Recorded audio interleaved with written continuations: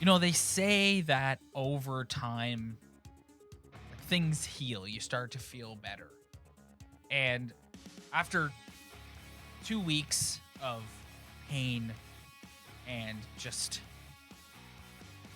gut-wrenching heartache for us in Leafs Nation, I still feel pretty crappy. Like, I don't know about you, but like, I wouldn't say that I'm quote unquote healed. I wouldn't even say that I'm starting to heal. The wound is just as open and just as fresh as it was 2 weeks ago. Yeah, the wound is just as open as the round of 18 we just played as well. That was also just as upsetting as the way the Toronto Maple Leafs went out in the playoffs. And I don't know, thinking about it now, it was devastating, but I'm at the point now where I'm kind of numb to it. It's over. It's been over. You look at the Montreal Canadiens, they're playing just unbelievable hockey right now. Yeah. Like they're a damn good team. Damn good defensive team with a good top four, with a goalie who shows up when he has to. Every single person that has raked us, and particularly me, over the coals since our post-game episode about how I'm a complete idiot who doesn't know anything about hockey because I said Auston Matthews should be able to overcome Philip Deneau. Congratulations.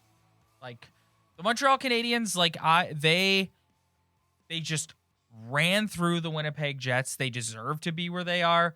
They're playing, like, it really is. You know what? I heard a great take on the radio earlier this week where it was like, it's got to be tough to be a GM in this league because you need two teams. You need a team that can perform in the regular season, and then you need a team that can perform in the playoffs because they're two totally different things.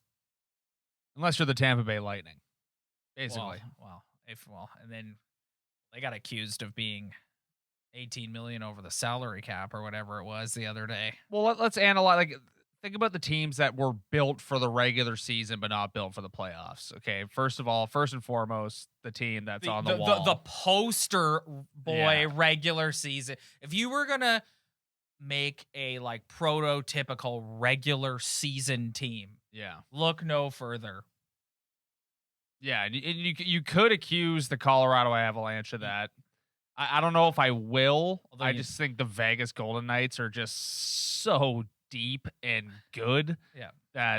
And especially our Nazem Kadri doing his thing all over again, getting suspended for 8 games. Isn't that's unbelievable, dude? That's unbelievable. Like, he did it again. The guy just needs to, like, you don't need to, like, deliver that hit. No. I get playing on the edge and trying to get the guys fired up and playing a physical game, but dude, 3 times that, it's a pattern. Yes, it's a pattern now. It's not a random act. It's a pattern. I was laughing so hard at all the Leaf fans who were like, the Leaf fan reaction to the Avalanche and their fans calling themselves choke artists. Like, that's the best. Like, Avalanche fans are like, oh, they did it again, they choked, and us Leaf fans are like, I wouldn't mind a second round game 6 elimination. What about, not to get a little off topic here, what about that GOAT reporter for the Avalanche who just dropped an F-bomb mid-question?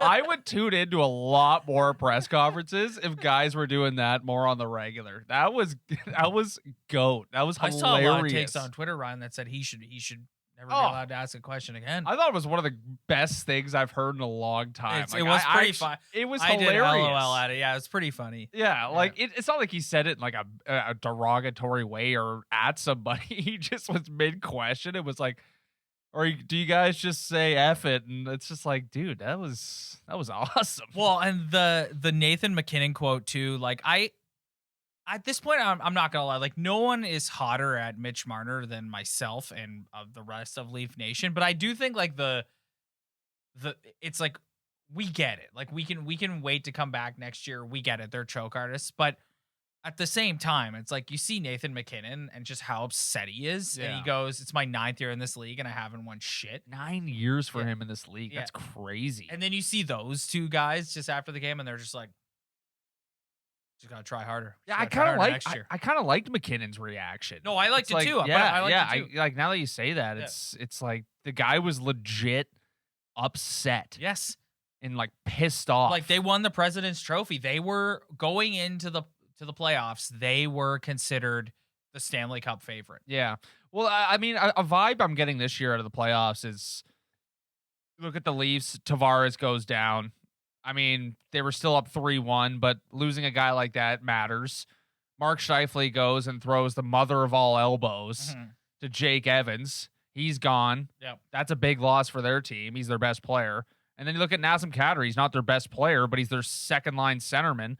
All of a sudden, he's out. Another elbow. And now everybody's playing out of position. And you're playing a Vegas team that is so, like, if you want to talk about depth, they are the epitome of depth. Well, I wanted to get to this later, but the conversation's gone here, so let's talk about it now. So if you look at the 4 remaining teams, all right, because there's a lot has been made about how most of the highest paid guys in the league are out by the second round. So if you look at the 4 remaining teams, 3 of them have something in common, and then there's Tampa. If you look at the Montreal Canadiens, the Vegas Golden Knights, and the New York Islanders, name me one legit superstar. Aside from maybe Carey Price.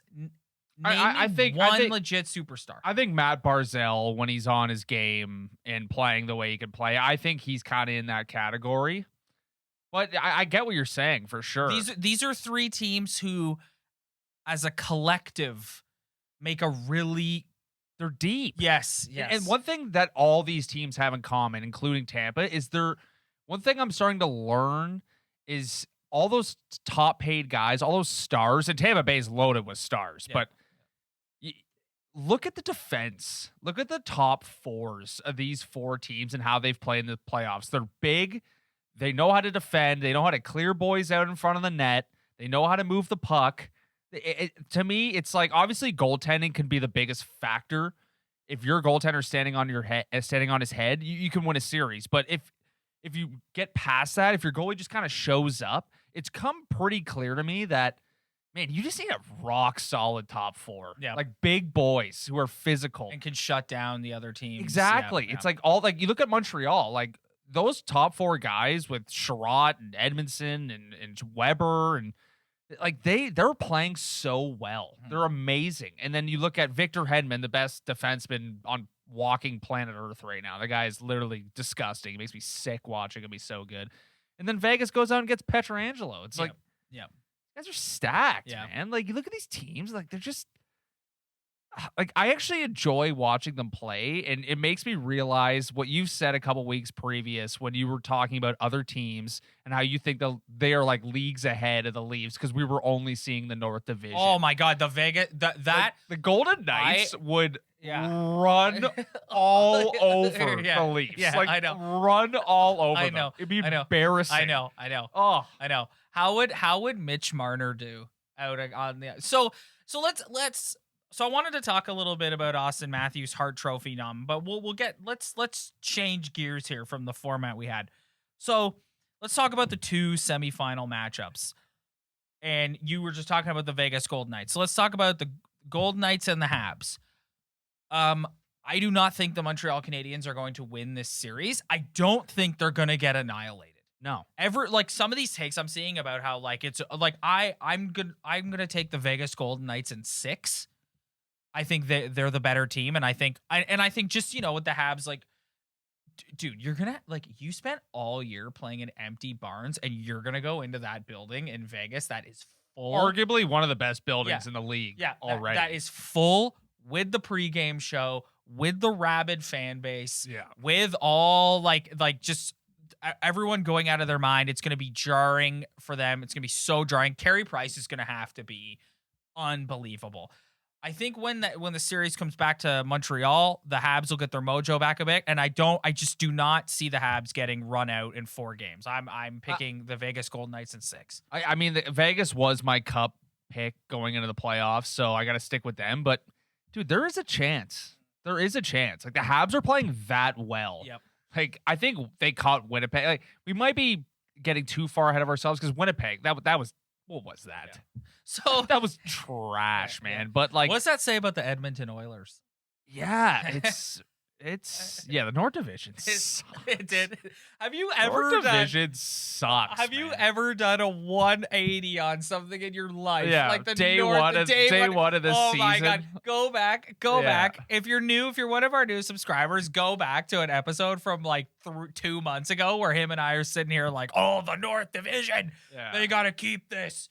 Oh, this is the most invested I've been in years. That sucks. Garbage. Yeah. Garbage. It's going to be very interesting. I know that Tampa and the Islanders, that's going to be a GOAT series. Like, they're going to battle it out. I think it's a rematch from last year, and I just think it's going to be a great series. But it's going to be very interesting to see where the Habs match up against the Golden Knights. I'm with you. I don't think it's going to be a 4-game sweep or anything, but like the Habs come back on such a high against the Leafs, and then they just go like, what was Winnipeg even doing? Like, I don't get it. Like, that was awful. So let's get to the other series. You know, as Leaf fans, we don't like the New York Islanders, and the main reason for that is because of what happened with John Tavares 2 years ago, and how tough that was to watch, and just how vicious and savage the Islander fans were. And so we've developed kind of like an anger towards the Islanders and we feel protective over our captain John Tavares. Having said that, I thoroughly enjoyed watching the New York Islanders bully the Boston Bruins all over the ice in Game 6. The Nassau Coliseum in Long Island was electric. I can't remember the last time I watched a hockey game where the fans were going nuts from the drop of the puck to the final bell. It was incredible. I gained a lot of respect for the New York Islanders and the way they played. They're a well-balanced team, and as far as I'm concerned, they have the best coach in hockey behind the bench. Yeah, they're tough. Yeah, they are. They're tough, man. They're tough. And you know what? We feel protective over Tavares, but dude, the facts are the facts, man. Well, and so I wanted to touch base on this. So I said the other night, I went on Twitter the other night and I said, like, because obviously you're thinking about Lou and you're thinking about how Shanny chose Kyle Dubas over Lou. I'm not necessarily talking about that. No, but you're like, it sure looks like that might have been a mistake at this point because Lou's gone to the island and all they've done is win. Yeah. And I had so many people respond to me just like, oh, Lou got so lucky there. He got his captain got hurt, so he was able to add because it affected their salary cap and just basically like poo-pooing that. And I'm just like, guys, like there is one stat that matters. Wins versus losses. This is the second I don't care about the circumstances. Yeah. And I'll say that about the Leafs too. Because I don't want to hear. I said it the last 2 weeks. I don't want to hear about how John Tavares was hurt. You were up 3-1. You blew. Oh, I almost said it there. I almost said it there. I forget the reporter's name. I almost said it there. God bless that man. You flippin' blew it. Yeah. Right. Yeah. So I don't want to hear that. And it's the same thing with the Islanders. It's like bottom line, they're in the conference final for the second straight year. Period. End of discussion. And it's tough because Tavares goes in that building and gets harassed. Yeah. But yeah, I mean, I see a giant elephant in the room. Ever since he's left there, they've been pretty damn good. Yes. Yep. They've found a way to move on and be successful. And I don't think that's necessarily because Johnny's left. I'm not kidding when I say I believe Barry Trotz is the best coach in hockey. Yeah, no, 100%. I really do. Yeah, the guy's. Yeah, that goes without saying. Like, you could plug him in any situation. It seems like he figures it out. So, talk to me about the Tampa Bay Lightning. Oh, they're disgusting. I mean, I picked Vegas to win the cup, but dude, it's gonna be tough getting that team out when you have Andre Vasilevsky. Like, that guy is gross. Yeah, he's the best goalie in the league right now. Hedman's probably the best defenseman, and then they have Point and Kucherov and talk about a team that plays the right way with stars. Yep. Like, they have the stars and they play playoff hockey. Like, they might be the best team I've seen over the past like decade. So you're picking the Tampa Bay Lightning to eliminate the New York Islanders for the second consecutive year. I mean, 'Cause I am. I think I am, but it is tough. I could see either, like, obviously it's going to be, people are going to be picking Lightning, Golden Knights. That's going to be what most of the people betting on the series are going to pick. But I think either Montreal or New York has a chance of doing it. But man, the Lightning they're disgusting. I'm picking the Lightning in 6, and I'm picking a Golden Knights Lightning Stanley Cup final, and it's really a clash of the two best teams in hockey. Yeah, and okay, Tampa Bay's $18 million over the salary cap, but that, like, no one's stopping them. Like, that's you can do what I that. call that? You know what I call that? Smart. Yeah, That's what I call that. You can do that. Doing clearly anything to win. Yeah, That's what I call that. Exactly. All right. Before we wrap this up, I wanted to just share with you a feeling I had a couple days ago, and it's it's the first time that either one of us can remember that a Maple Leaf has been nominated for the Hart Trophy, and he deserves it, and he had a hell of a season. But that announcement come, and this is the sour taste that we're gonna have through all of next season too. It's like he gets that nomination, and it's like I'm happy for him, and like I love Auston Matthews, but I just can't get that excited. I'm happy for him. I want to make that abundantly clear. I'm happy for him. I think it's super cool. It's awesome to have like a Hart Trophy nominee on the Maple Leafs, but I'm still like, your thoughts on that? I just know he's not going to win it. So, yeah. I mean, he might get a nomination. That's all well and good. Got a great season. It ultimately means nothing to me right now. I'm going to be honest. When I saw that, I had no emotion at all. No feeling of anything. He got nominated. Good for him. What cool. Like, cool. Yeah. We should probably touch on them too before we wrap this up. The game ended, and we sat here and we were so emotional, and then last week we're also emotional, and I've thought honestly, dude, I've thought about this so many different ways. Like, what are they gonna do? What can they do? And I'm gonna be honest, I don't know. Like, I don't know what you can do to dramatically change the DNA and the makeup of your team. And you said it last week. You said, the more you thought about it, the more you were like, they're going to have to run this back. And the more I think about it, I think you're absolutely right. I think they're going to have to run this back too. All the eggs are in the basket now, man. Yeah. There's no going back. All the contracts are signed. No, you're not getting value for anybody except Auston Matthews. They're never going to trade Auston Matthews, so get that over with.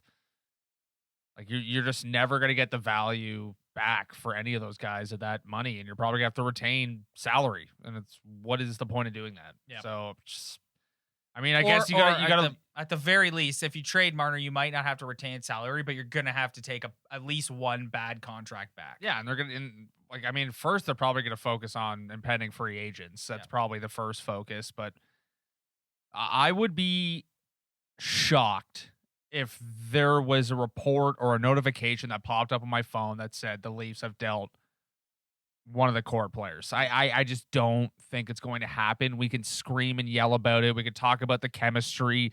We could talk about how it's not going to work. We've seen enough. It's been 4 or 5 years, whatever. But man, they've put themselves in a situation that they can't get out of. Yeah. So, I think Dubas and Shanny and the whole management group is going to go down with the ship. They've signed their guys. They're going to go with these guys. If these guys don't succeed, then they're gone. Yeah.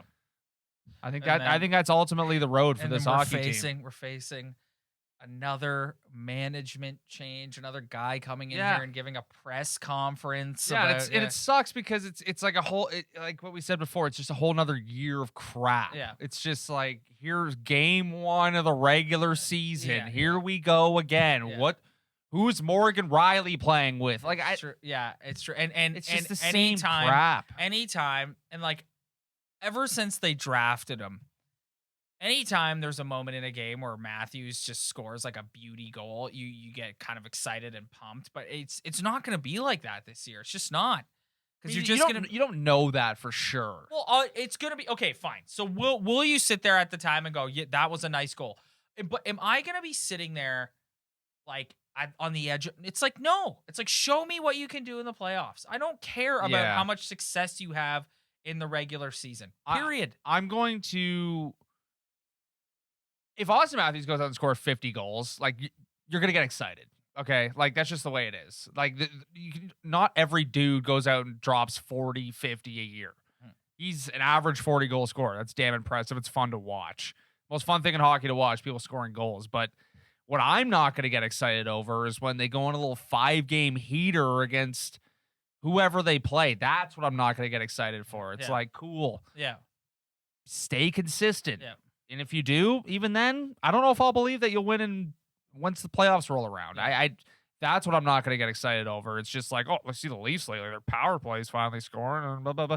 I don't care about that because we all know what it leads to. It leads to disappointment, heartbreak, and anger, and trade everybody because everybody sucks. And that's basically what it leads to. That right there, ladies and gentlemen, perfectly sums up how we are feeling in the early days of this Maple Leaf offseason. I think that'll do it for us this week, buddy. We'll be back next week with a brand new episode and a little surprise for everyone and all of our new subscribers. Big announcement to make in the coming weeks, so stay tuned for that. Thanks, everybody, for downloading. We really appreciate it. If you like what you see, head to our Instagram at Talkin' Buds Podcast. Like, subscribe, tell your friends, leave a review. Every little bit helps. We appreciate it. We'll catch you guys next time.